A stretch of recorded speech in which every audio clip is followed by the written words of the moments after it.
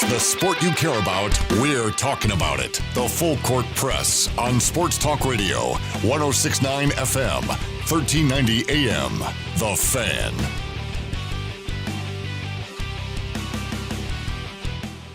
Good evening and happy Friday to you one and all. Ajay Salvesen here, March 27th, 4:01 your kickoff time here on the Full Court Press, 106.9 FM, 1390 AM, The Fan, also streaming on 1069thefan.com. Hope you're having a great Friday. Hope you're being safe out there on the roads or wherever, however you are joining us. We thank you for doing so. We're getting through it. You know, there's this mud and trudge that sometimes you have to walk through to get to the green, grassy meadows, and that's exactly what we as the world are doing is walking through the mud and trudge, and it's probably going to be a little bit longer than we expected. It might take you a little bit longer. As sports fans, we're going to be probably doing this until most likely May, but there is hope at the end of the tunnel. There is a light at the end of the tunnel for us to be able to look forward to. Eric Frandsen will be joining me shortly here on the Full Court Press. We're going to replay our interview with Gary Wilkinson in the 4 o'clock hour. That'll be coming up in about 20-ish minutes. And then in our 5 o'clock hour, we're going to talk about, Coach Anderson talked about the that if we are not playing football, and we talked a little bit about this yesterday, that if Utah State is not playing football by June 1st, or at least back into camp, then they need to look at a different way or look at a way of shrinking the schedule and getting at least getting the conference games in. And he gives some reasons why. In fact, Bodie Reeder talked about it yesterday with us here on the Full Court Press. If you missed that interview, you can go to our podcast, the Full Court Press, on Stitcher, iTunes, Spotify, and look that up. And in fact, we'll play just that clip today. He talks about why and some of the reasons that imperative reasons of why they should maybe, if they don't start football by June 1st, if they should maybe hold off or at least cancel some of the season. Maybe the non-conference portion of the schedule. We'll get to that in the 5 o'clock hour. We have our Friday 5 best. We're going to give you the 5 best playoff games to watch. Now, of any sport. Okay, right now we're looking for any sport. So you got baseball, you've got football, you got basketball, you got hockey. You might even have golf. Honestly, you might even have golf. Tennis, if you're a tennis guy. I don't know if you're a tennis guy or not. But if you're or a tennis lady, I should say. But we're going to look at the 5 games, playoff-wise, that you should watch. And why. And we'd love to hear your opinions as well. By the way, speaking of hearing your opinions, we want to hear roll call. Roll call, everybody. 435-339-0321. Text in, let us know you're listening. Where are you listening from? How you doing? How you holding on? You doing okay? How you been able to stay busy? Have you watched replays of games of any sort? What games have you watched? Or have you watched any? Are you just like, you know what? I already know the result. It's stupid. I don't care. For me, I've watched actually a few games. Now, Bodie Reeder gave us 2 suggestions yesterday. Oklahoma State, Texas Tech from 2 years ago. And then in 2016, the Big Sky game, Montana versus, I had it here too. Montana versus somebody. So I'm supposed to watch those 2 games, and I'll do that. Honestly, I'll probably end up doing that this weekend because we have nothing else. So, but yeah, we'll get into that. Utah Jazz, as you heard already in the top of the liner, they wanted to make it clear that Donovan Mitchell and Rudy Gobert have been cleared. Here's the key word, though. The whole team, staff, coaches, players, have all been cleared. They're all good. They're all healthy. That's the... Are you cleared? Are you healthy? Oh, no. Wait, I probably shouldn't... Well, I don't know. Are we talking physical health for you or mental or social... Dude, emotional. Okay, so honestly, that's actually a really good question because you kind of go nuts without sports. Well, at least I do. Like everyone's telling me like I should go watch Tiger King. Well, I've looked at the reviews and what Tiger King's about. I ain't touching that thing with a 20-foot You know what? pole. I just started watching that last night. You probably shouldn't be. Well, I started. I'm like, what in the world? This is weird. Yeah, I'd be kind of surprised if you got through 2 episodes. I don't think it finished. Did you get through the first episode? I think maybe half, 3/4. Really? I guess this guy is now asking for suing somebody. She's in the news again today. Nuh-uh. Joey Exotic, is that his name? Yeah, something like that. Suing somebody for like $90 million, asking for a Trump to get involved. Oh. Wow. Yeah. This guy that breeds like big cats, right? Like tigers and I guess. Okay, so I want to know something because got in a lot of trouble from Humane Society now, I've people. only read reviews from people, and in fact, if you've watched Tiger King, please give me a yes or a heck no of to watch it or not. 435-339-0321 is how you can text in. A lot of it's unfiltered. Yeah, so that's what I've heard. But then I've heard like stopped caring for some of the language, so but that's why I heard they like start killing tigers. What? Yeah, but here's the thing: if that's the case, PETA would get a hold of that thing and rip them a new one. Well, there's a story about some guy in Ohio that had a bunch of cats and then just turned them loose. And so just regular Joe police officer shows up like, hey, we got a bunch of big cats on the loose. What are you going to do? I mean, you let them into the community, so they had to shoot them. Yeah, I don't... But there were some really crazy characters. Yeah, so I was going to watch it, and then I read some reviews. Like, I'll just read the reviews to see what... I mean, and it's getting raving reviews, by the way. It is like 10 stars from a lot of other major outlets. It's New York a Times, documentary series, but LA Times does have language, and I don't know what other huge else on Rotten Tomatoes, big on IMDb, but just like the plot to it, I'm like, I probably would be better off not watching it. Yeah, like I said, I maybe made it through half an episode, 3/4 of the way, and I turned it off. Like I have a sense of humor. Don't get me wrong, but that's probably too much for me. Yeah. Yeah. Some weird people. But no, okay. So, but then on the other side of it, like I really do miss. So, by the way, I got onto. I don't have Twitch, but David Locke had this Locked On Sports Live where he was watching the live version of or not live, but the game of Game 6 of the 1997 Western Conference Finals. With the Rockets and Jazz where Stockton hit the shot. Oh, great Do you know what's interesting about those games and what they leave out? Did you notice ever since they've re-aired that game since 1998, and this is not a joke, they're missing something. They're missing one play. Do you want to know what that play is? It's the play just before Stockton hits the game-winning shot of how the Jazz get the ball back. Drexler drives in and takes a really bad shot, a really dumb shot with time left on the clock, and then Jazz get the rebound, and then that's Stockton. They don't show that play. They skip it. They skip it, man. Out of all the plays to skip, they skipped that one. It's kind of important.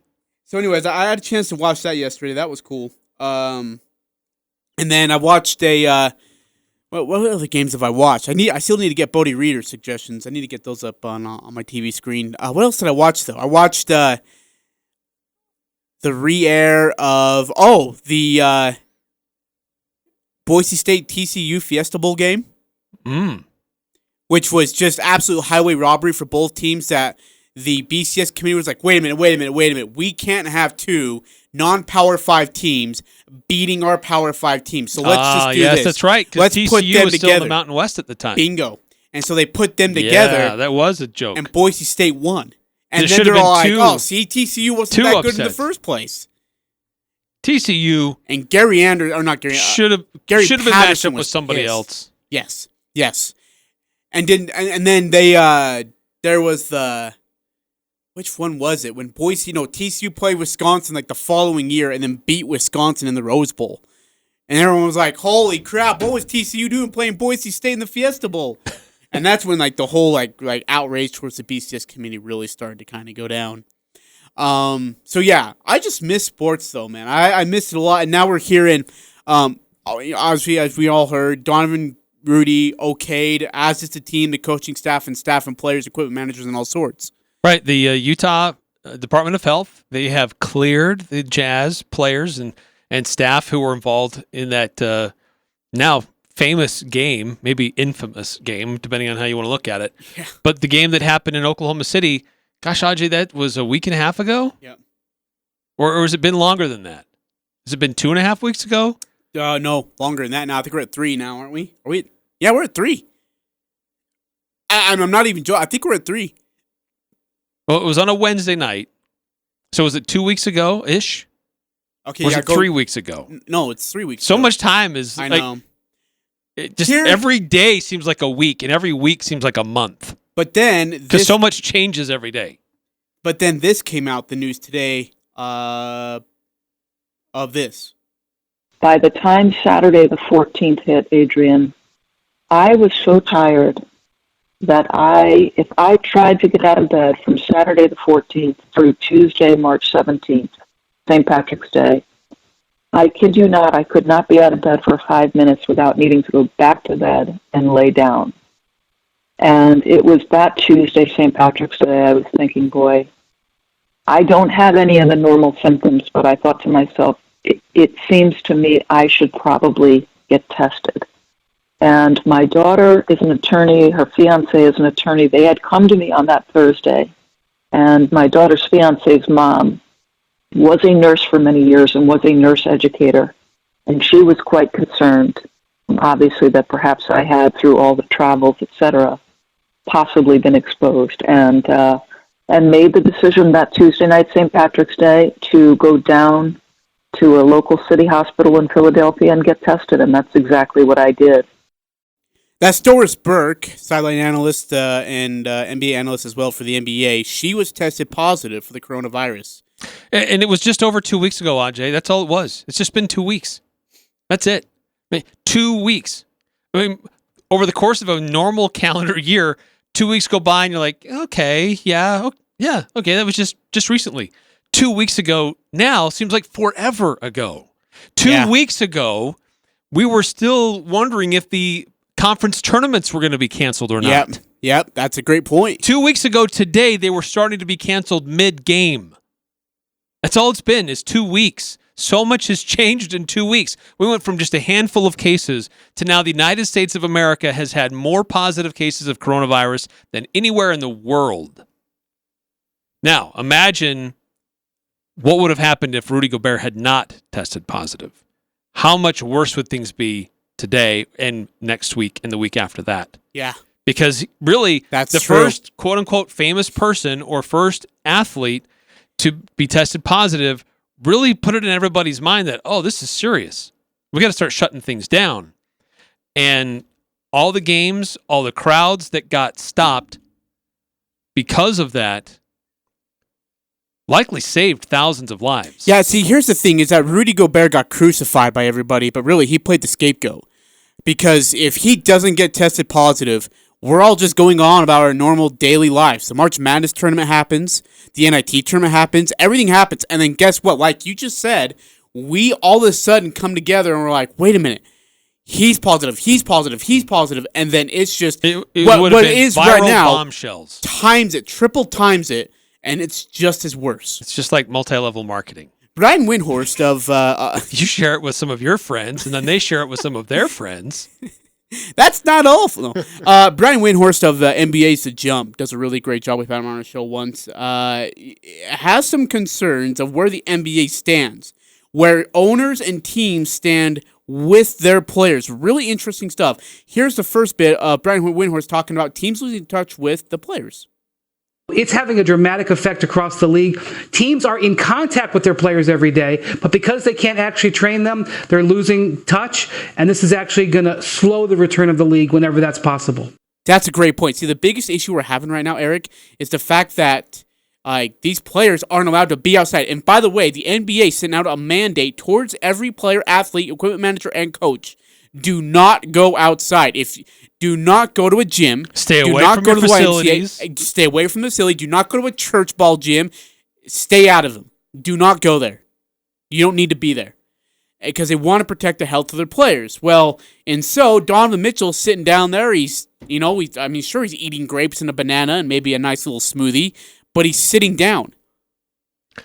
Yeah, they're not active, and there's this risk. We talked about this yesterday with Bodie Reeder, assistant coach for Utah State, the offensive coordinator for the Utah State football team, that there's a concern about rushing players back to a regular season if you don't have enough time for their bodies to acclimate and get proper conditioning.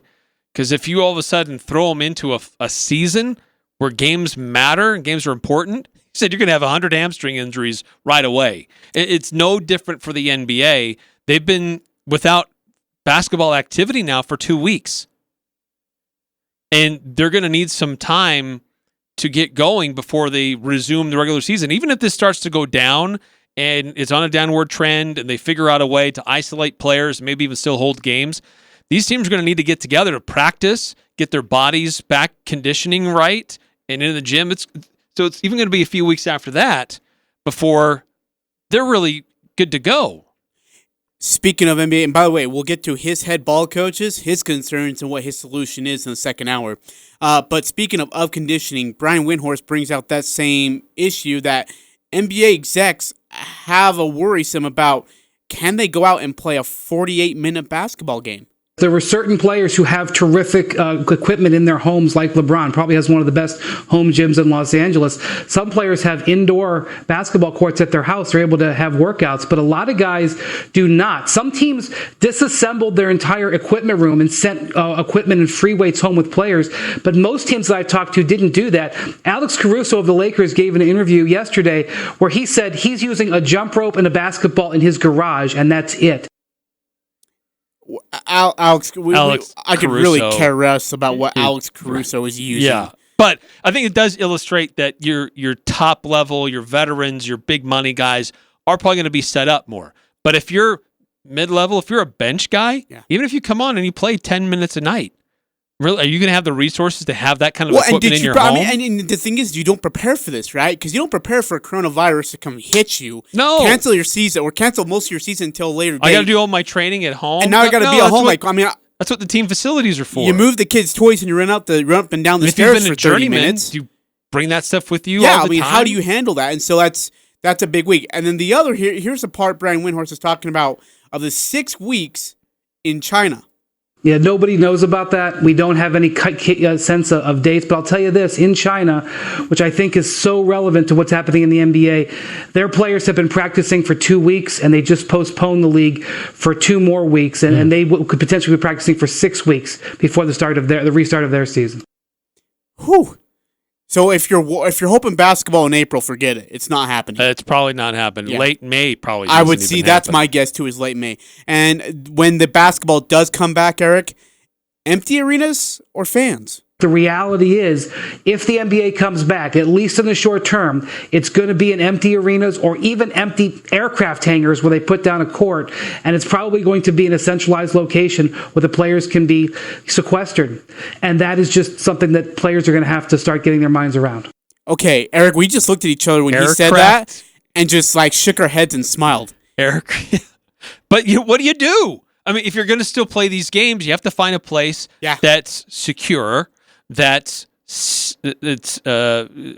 been sanitized, that is reliable, that you don't necessarily need a big arena to do this. All you need is a gym floor, a few essentials. So do you turn on the building and all the lights and electricity and heating and air conditioning for a big facility like that, or do you keep it even more isolated? I mean, I understand there's been some talk about maybe besides an airline hangar, maybe taking it to a more isolated place like the Bahamas, or there you go. Picking a location that has 1 or 2 gyms, so it's not everybody just waiting for time in that one gym, but in a community that's not as severely affected. But still, you'd have to clear everybody on your staff. Everybody have to be medically cleared, and basically you'd have to live in a compound together to do your game, so nobody's going in and out that could potentially bring the virus back in. It's just it's scary how much this has just grown to be where it's at now, right? Because I think you and I brought this up, I think in a conversation 2 weeks ago, how at first it was like, yeah, Corona, okay, that's funny. Okay. Yeah, that's cute. Yeah, here's a diaper, get it changed, you'll be fine, it's relaxed. To now where, oh my gosh, we aren't going to see MLB basketball back until maybe late May, if June. MLB baseball, where does it come out? Gary Anderson, the head coach of the Utah State football team. Hey, maybe we take out the non-conference games and play just conference games if we can't get back by June 1st, which, by the way, I've talked to a couple people, and there is that is on the table. That is on the table. We'll get into that more in the second hour. And you'll actually hear from Kirk Herbstreit, who said something pretty similar to that. Hey, by the way, want to continue this discussion, but just in Governor Gary Herbert for the state of Utah, announcing today, just this afternoon, just within the last few minutes, quote, "We are in the throes of a very challenging time. All of us are making difficult adjustments, some big, some small, to our daily lives. Today, I'm issuing a stay safe, stay home directive to all Utahns." We've seen this order earlier this week in Idaho. We saw it earlier this week in Summit County. There has been immense pressure from especially government officials in Salt Lake City and Salt Lake County to issue something similar there. And now the governor has pulled the trigger to do that for the entire state of Utah. Do we know how long? I don't see that. I'm going to try to see if I can find that. But an executive order issuing all sections of Utah, that they do a stay safe, stay home. So can you just, for our people, as a polite response of what does that exactly mean, Eric? So all I can do is look at what's been done in other communities and other areas. Basically, that means if you're a non-essential business or a non-essential employee, stay home. Don't travel. Telecommute. Work. Do things online if you can. But stay home. Because there's people that have been social distancing. This kind of takes it to another level. Mm-hmm. Okay. All right. Well, you heard it. But I want to clear one thing up. Please. Because there's been confusion of this in Idaho and in Summit County. Police are not going to be going around patrolling the streets and pulling people over if they're out and about. They're not going to set up barricades. Where are you going? I'm going to do a radio show. What's your radio show? I'm on 106.9 The Fan. You don't listen? Come on, officer. You're a sports guy. That's a great clarification. Yeah, so he does say that people still need to get groceries, medication, healthcare, exercise, but it does give counties a little more flexibility to decide what that means in their area. Okay. So there are some counties in Utah that really aren't affected very much at all. So it doesn't make sense to do something like this there. Others are severely affected. So it does give them a little bit more flexibility, but anyway, we're still gathering a little more information on what this really means. It's not mandatory, but the governor is strongly encouraging Utahns to do so. Okay, you heard it here. Governor Herbert has issued a statewide stay safe and stay at home. If you don't need to be outside, if you don't need to be out and about, stay home. Turn on Netflix, turn on ESPN Plus, and rewatch some of Tom Brady's greatest games. It'll keep you company for quite some time. All right, coming back, we're going to take a commercial break, but coming back, you will hear our re-airing version of Gary Wilkinson here on the Full Court Press. What we're going to do is we're going to go to This Week in the NFL, and then we'll go to a commercial break, and then we'll come back, and you'll just hear Gary Wilkinson coming right off the bat. We'll come back, and we'll wrap up the first hour, and then we'll go into our 5 o'clock hour afterwards. That's our schedule here for the 4 o'clock hour. That's all on the Full Court Press. Eric, Frandsen, Ajay, Salvesen, 106.9 FM, 1390 AM, The Fan. I'm Ryan Radke with NFL Network Now on the Westwood One Radio Network. NFL Network insider Ian Rappaport reports the Cowboys and Dak Prescott's representation have re-engaged on long-term contract talks and would like to work out a deal. Prescott's new contract could reset the quarterback market, and Rappaport says negotiations are about far more than average dollars per year. Could Andy Dalton remain in Cincinnati for the 2020 season? Rappaport reports that all options are still on the table when it comes to Dalton's future with the Bengals, and that includes potentially bringing the quarterback back in 2020 and having him serve as the backup. Dalton is set to make $17.7 million next season. And Drew Brees is giving back to the community in a big way during the COVID-19 pandemic. The Saints quarterback and his family will donate $5 million to help deliver meals to needy people in Louisiana. Stay with NFL Network, NFL.com, and the NFL mobile app for all the latest news from around the league. This has been NFL Network Now on the Westwood One Radio Network. The Aggies, Jazz, high schools, even the Pee Wee's T-ball team. It's the Full Court Press on Sports Talk Radio, The Fan.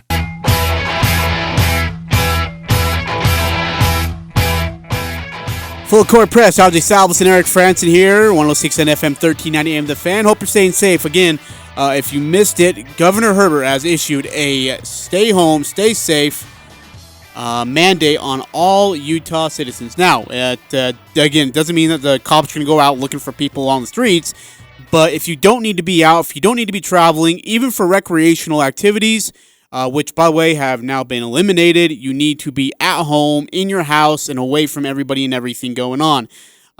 So get your grocery shopping done. I'm sure it's getting kind of crazy out there in the stores right now, but we are unsure about how long this mandate will last.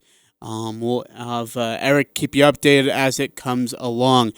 Meantime, let's go ahead and get to our replay interview of the week. That belongs to, of the day, I should say. That belongs to one that we did, part of our continual Aggie, above Aggie, or average Aggie basketball players. This one was just a tad above average. We're talking about Gary Wilkinson, one of the great big men ever in Utah State history. Here's our interview with Gary talking about his career and time at Utah State. Again, thank you to all those who have been a part of it so far, and we continue it now here on the Full Court Press. Joining us live in studio, which is pretty cool, Gary Wilkinson, one of two All-Americans from the front court in the big man area. Gary, thanks for your time, my man. Yeah, thanks. Thanks for having me on. He was also the WAC Player of the Year. Don't leave that out. That's true. I guess, I mean, I know, Gary, you don't like to talk about yourself or hear about yourself. We could go through your list of accomplishments if you really want to. It is a very impressive list, to say the least. That'd be a short segment. No, one of the best to ever do it. He first team All WAC in 2009, second team All WAC in 2008. He was a WAC All Newcomer in 2008 as well. Third team All American in 2006, and a two-time first team All SWAC in 2006, 2007. So let's start there. What was your journey like to come to Utah State? How did that process go?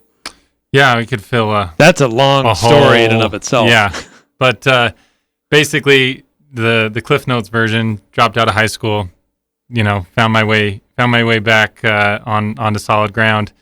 I came home from LDS mission, decided I didn't want to pay for school.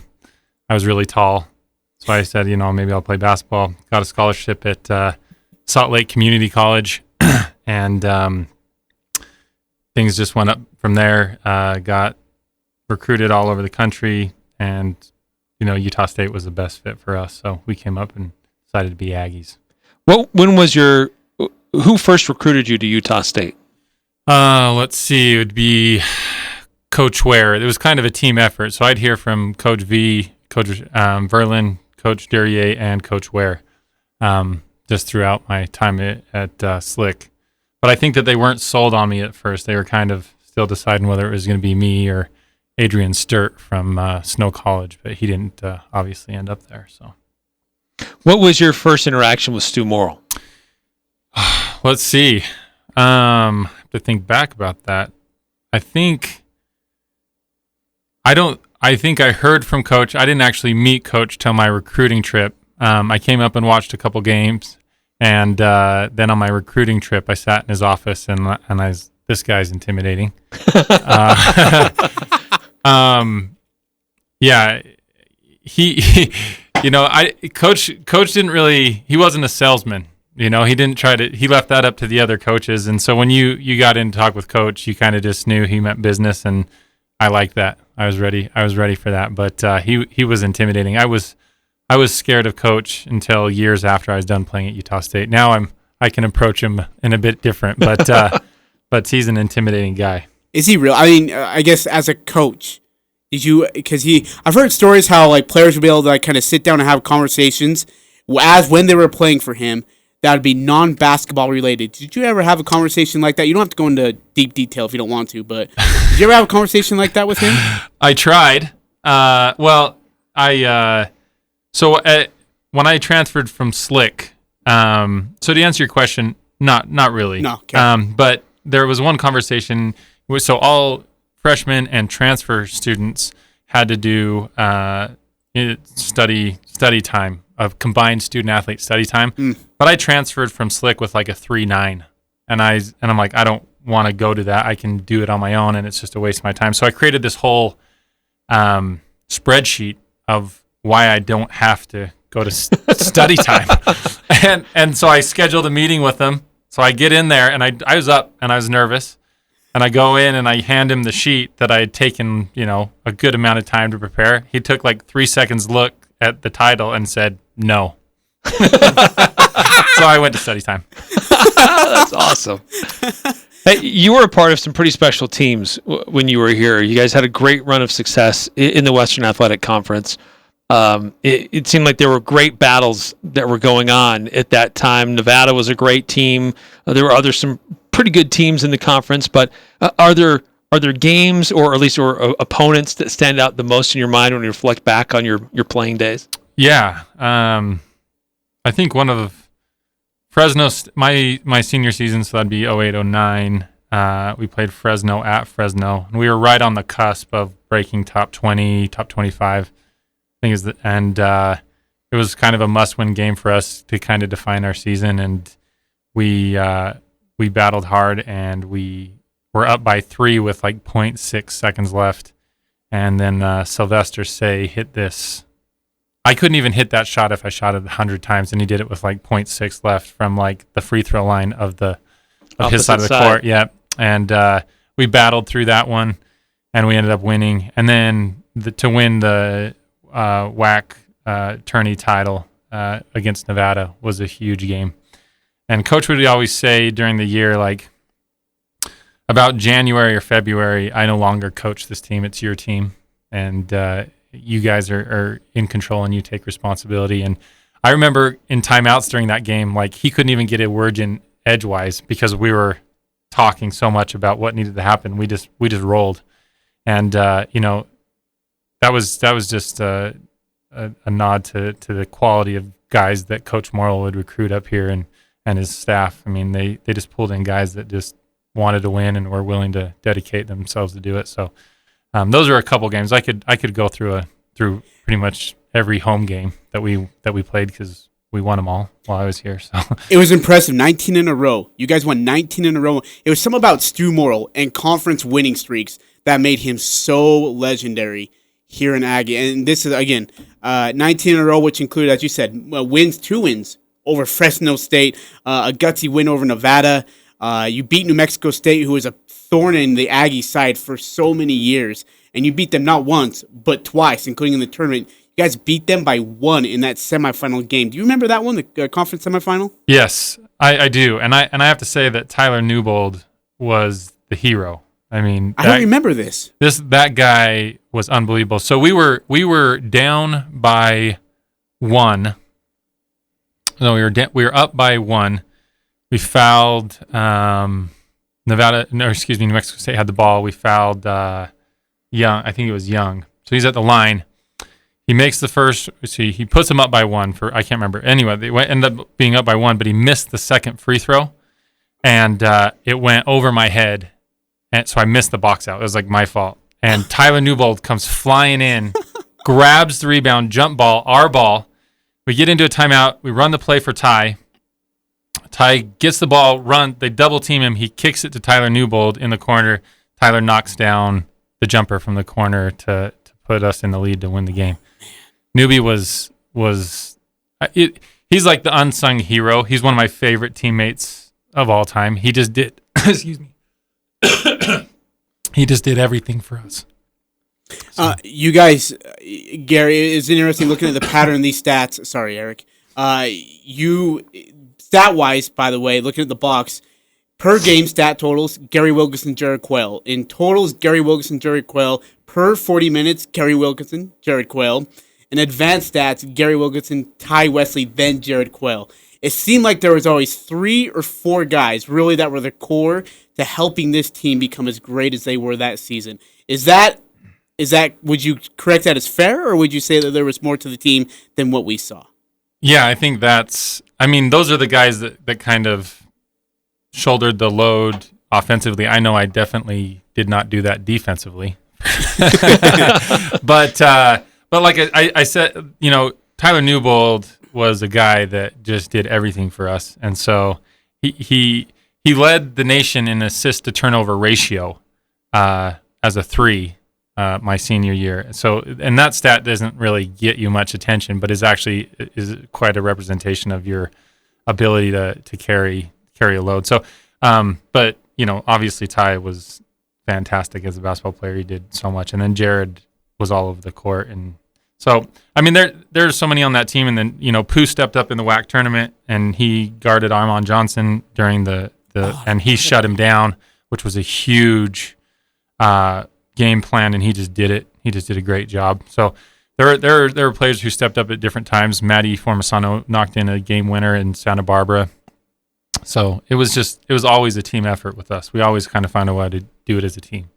In that the end of that 08-09 season, you guys do get an NCAA invite. You end up going just up the road. You have to go far. It's a venue you're familiar with, and you battle Marquette. It was a back and forth game. Describe how that game played out, and just you were so close to breaking through and getting another NCAA win for the team that just eluded and continues to elude Utah State. Yeah, it was a dark day in my life. But we had it. I mean, during the course of the year, when we would work out wins, it would end up being we'd grind out a game, and then with about 4 or 5 minutes left, we'd start to be up 4, 5, 6 points, and then we would just have the character to ride it out.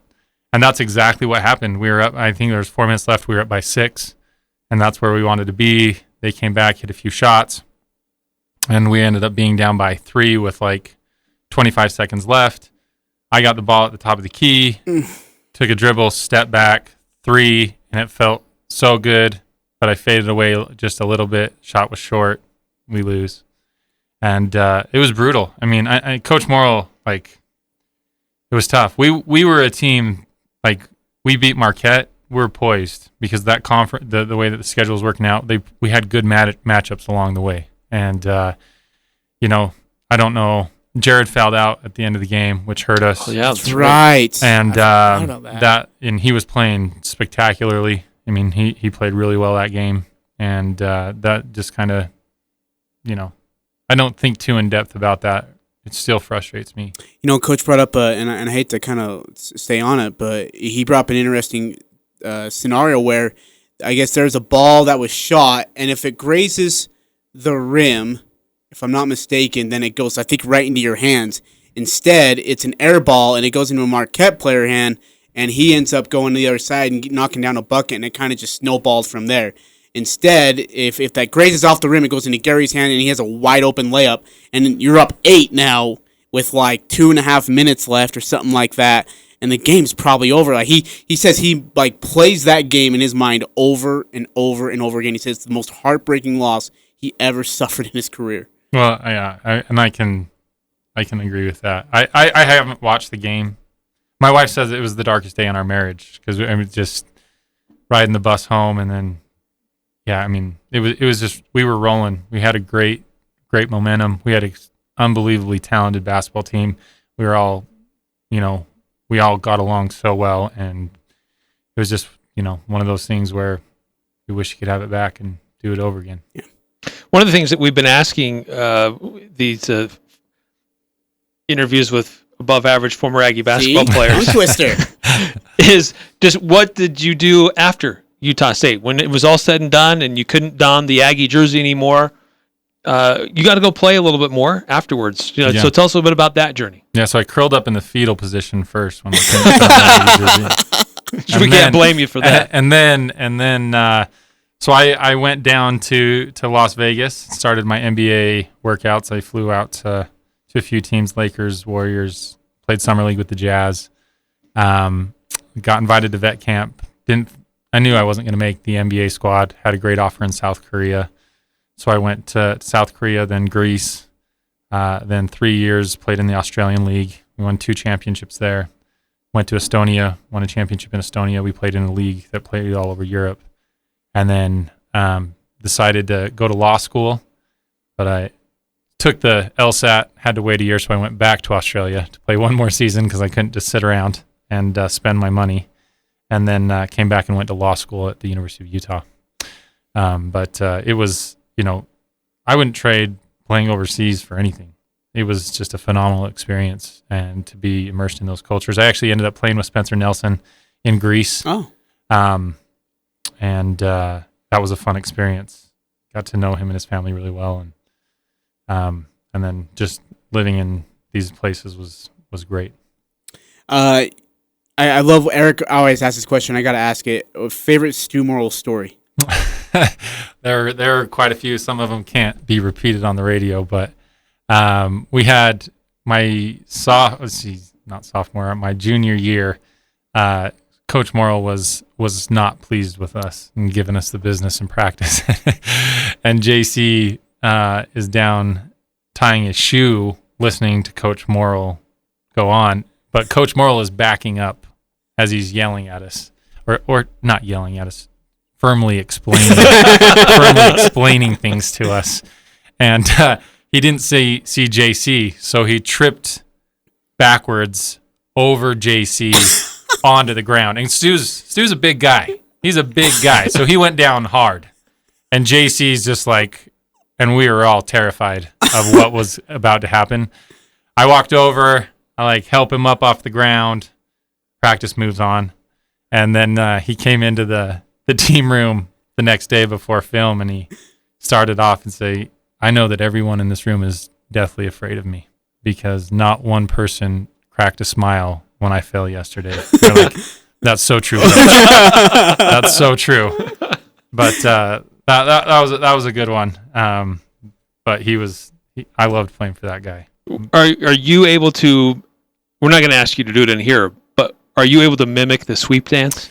I am not. I saw it a couple times in my career. He foretold that he was going to do the sweep dance when we won at Boise State my junior year.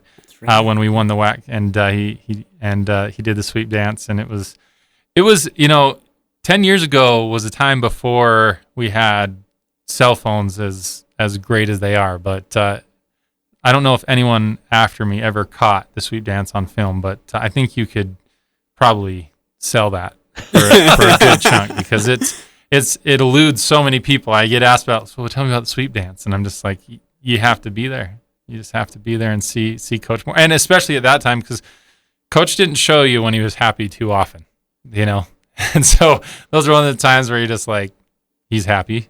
And if Coach Morrill's happy, we're all happy. So who's the best player you ever faced in your college career? I mean, just trying to think. I mean, Paul George was at Fresno State when I was a senior. But I didn't look at him as like a player as like, oh, he's just so dominant, JaVale McGee was super talented. Where was he at? He was in Nevada. In Nevada? With Armand Johnson and Luke Babbitt, or after Luke Babbitt. I'd have to say probably Luke Babbitt was super talented, and he was tough. He worked hard.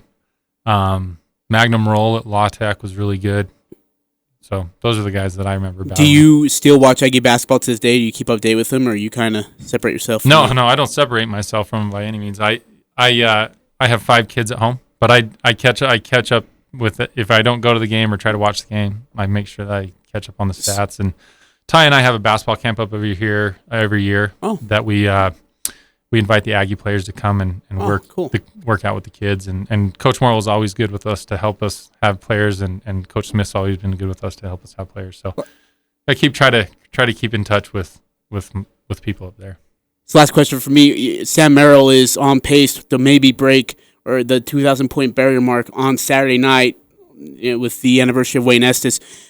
Sam Merrill, J.C. Carroll, do you see any similarities, comparisons? I know a lot of people like to compare those two players. What do you see out of Sam from what you saw from J.C.? Yeah, so Sam is super talented. I think he has his all-around game is something that's really impressive. I was actually just out in Spain 2 weeks ago with J.C. Hanging around and going around, and he's shown me what life's like for a European superstar. But JC is probably I played with JC and another guy named Kirk Penny who went to the Final Four at Wisconsin. I played with him in Australia. 2 best scorers I've ever played with. Guys could just fill up the stat sheet like nobody's business. And JC, like, he's got that killer mindset that it's really rare to where you can just and it's not a knock on him. He could shoot 10 times and miss every shot and take the next shot without feeling bad about it, it's a great quality to have as a scorer. I had a limit of how many shots, so I started to feel bad, which I wish I didn't have. But it was my teammates may not have thought so, but it was there. But Sam's all-around game defensively, he's a two-way player. Like you put him on your best player on defense, you put him, and he's your best player on offense. He's a guy that can pass the ball, and I've really loved watching Sam play and develop as a player. I'm really impressed with the steps that he's taken and I know how much work it takes to play at that level. I mean, I remember so my senior year I was the preseason player of the year for the Western Athletic Conference, and you put a lot of pressure on. I mean, I don't play basketball, and I know Sam doesn't. To win those individual awards, you want to win, but there's a lot of pressure to be that, and each game makes a difference with that, and trying to deal with that pressure and stay focused and stay driven and stay unselfish and committed to your team. That's a lot as a player. So I've been extremely impressed with his poise and his ability to kind of weather that storm.